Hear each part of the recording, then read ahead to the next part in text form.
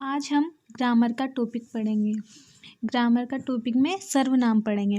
सर्वनाम क्या होता है? सर्वनाम की डेफिनेशन देखिए। संज्ञा के स्थान पर प्रयुक्त किए जाने वाले शब्द सर्वनाम कहलाते हैं।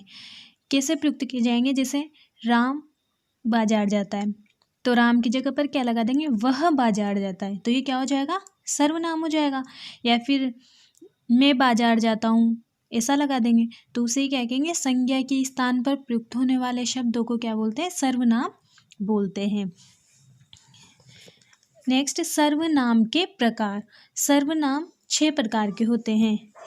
पुरुषवाचक सर्वनाम, निजवाचक सर्वनाम, निश्चयवाचक सर्वनाम, अनिश्चयवाचक सर्वनाम, संबंधवाचक सर्वनाम, प्रश्नवाचक सर्वनाम। तो ये सर्वनाम के 6 प्रकार है।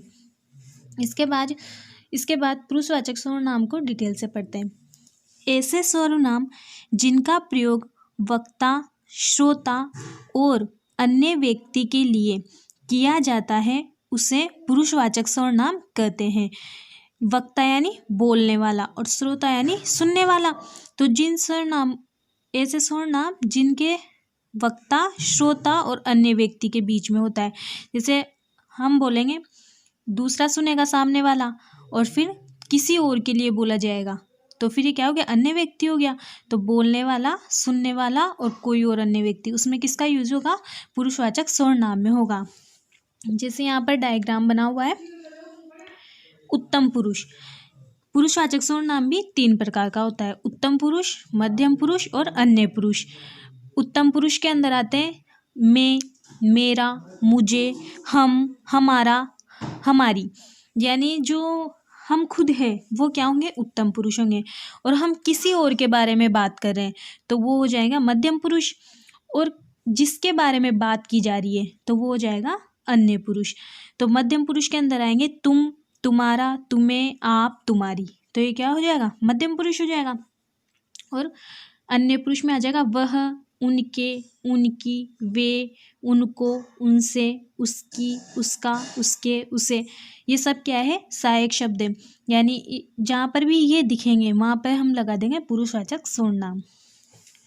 फिर इसके बाद आता है निजवाचक सर्वनाम। निजवाचक सर्वनाम स्वयं के लिए प्रयोग होता है, खुद के लिए, जो बात अपन खुद के लिए बोली जाती है। जैसे ऐसे सर्वनाम शब्द जिनका प्रयोग अपने लिए होता है उसे निजवाचक सर्वनाम कहते हैं। इसके सहायक शब्द होंगे आप, स्वयं, खुद। यानी जैसे मैं स्वयं खुद इस कार्य को कर सकता हूँ, मैं खुद इस कार्य को कर सकता हूँ, मैं स्वयं इस कार्य को कर सकता हूँ। इस तरीके के वाक्य निजवाचक सर्वनाम में आएंगे। इसके बाद आता है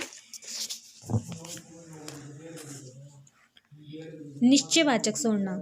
निश्चयवाचक सर्वनाम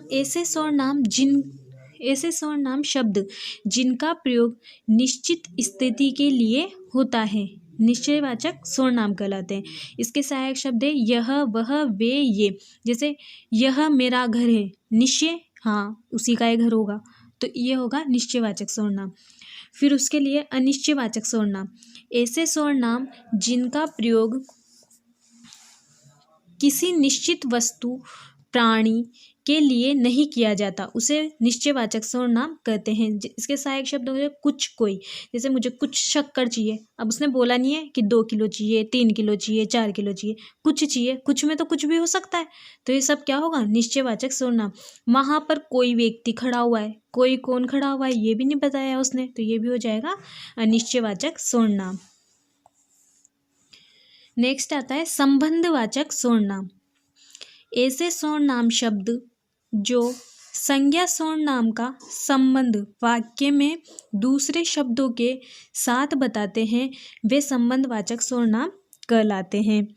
जैसे इसमें सहायक शब्द आते हैं जिसे, उसे, जिसने, उसे, जो, सो, जिसकी, उसकी, जैसा, वैसा। जैसा करोगे वैसा भरोगे, तो हो गया ना संबंध कि आपने जैसा किया वैसा ही उसी के साथ होगा, तो वैसा ही आपके साथ होगा। तो वो क्या हुआ? संबंध हो गया, एक दूसरे से संबंध बता दिया उसने कि जैसा उसने किया वैसा ही उसी के साथ भी होगा।